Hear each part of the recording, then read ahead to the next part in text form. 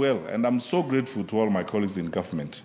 All I would like to urge is that we don't stop here, that after the holidays, when we open the schools, all of us responsible people in government, when you get an opportunity, let us develop relationships and value our children.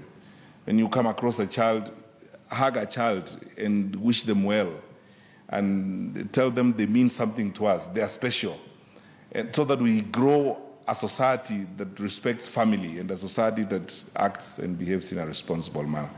I'm very grateful to my brother, the chairperson of the Kenya Parents Association. We've kept consulting and we will listen to the parents. And I want you to know that as you go along in your association, there is no issue that we will deal with away from the table. Everything must be brought to the table. We have to discuss it together. We should not have acrimony when it comes to issues involving our children. That's how we should be very responsible as we move forward. And I'm very, very grateful because of the attitude that the Kenya Parents Association has adopted in the things that we are doing as we go forward.